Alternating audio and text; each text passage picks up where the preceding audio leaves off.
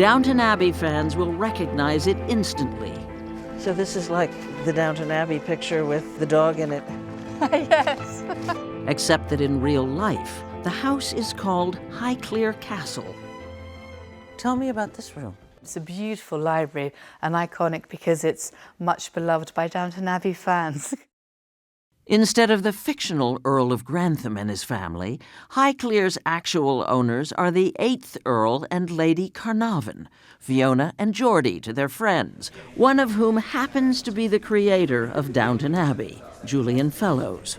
We needed a house that, even to people to whom this way of life was totally strange, they needed to understand why someone would take their life to the edge of the cliff in order to save this house. I've sacrificed too much to Downton to give in now. I refuse to be the failure, the Earl who dropped the torch and let the flame go out. When we took it on, I think it was the time of the Iraq War, and this house, like other houses of its ilk, rely on weddings and conferences and business in order to keep the revenue coming and to keep going. And the phones were quiet. The extraordinary house, with its 50-plus bedrooms, hadn't been lived in for more than 15 years and was in dire need of work when the 8th Earl inherited it. So I thought, if we're going to give our lives to it, then I'm going to try to bring it back. Back to the glory days of grand English country houses at the beginning of the 20th century. Those were some of the servants at Highclere then. The good times were ending by the time Downton Abbey takes place. From 1912 on into the 1920s in season 3. Let me call you sweetheart. So who have we here? A mixture of family, current and older, the 5th Earl of Carnarvon, and his wife, Almina, probably shortly after they were married. And that would have been... Contemporary of the Downton Abbey family. Oh, Papa, how could you? With apologies to Downton Abbey, the true story of the 5th Earl and his wife, Almina, beats TV drama. Lady Carnarvon's recent book about them was a New York Times bestseller. She was beautifully dressed, loved jewels and the best clothes. Almina was the illegitimate daughter of the fabulously wealthy banker, Alfred de Rothschild. She needed respectability as much as the 5th Earl needed cash to indulge his passions, which included archaeology and cars. He was one of the earliest drivers, fastest drivers, and he kept turning the car over. He nearly died several times, and she ended up, from a wife, also becoming a nurse. During World War I, she turned Highclere Castle into a state-of-the-art hospital, not just the convalescent home Downton Abbey was in season 2. You've become quite a nurse since I last saw you. Oh no, it's nothing. This is the remnants of the 5th Earl's collection of Egyptology.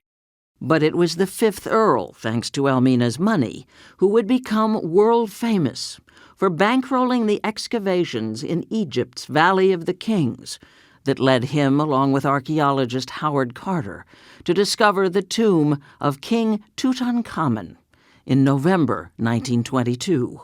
This is what everybody thinks of when they think of King Tut's tomb. They do. It's a very ornate coffin. A replica. But the rest of the artifacts displayed in the castle's old kitchens are real.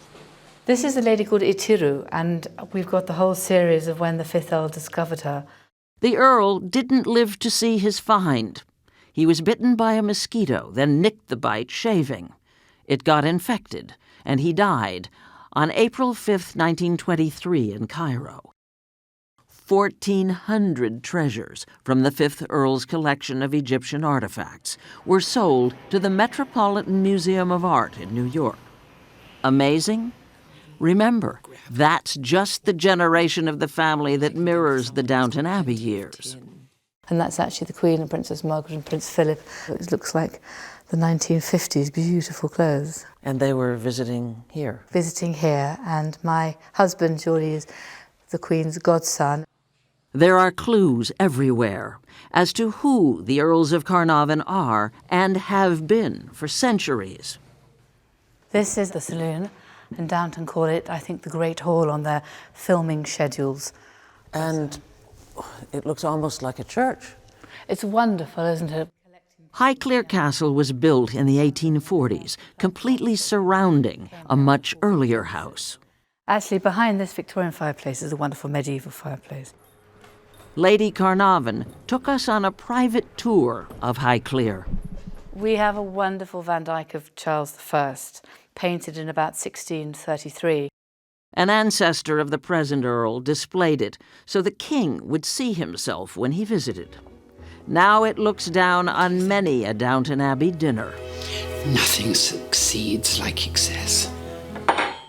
In fact, dinner at Highclere Castle today wouldn't be so very different, except there would be far fewer staff.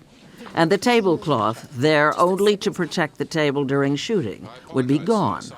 And this setting, believe it or not, is considered informal. Formal would mean even more silver and glassware.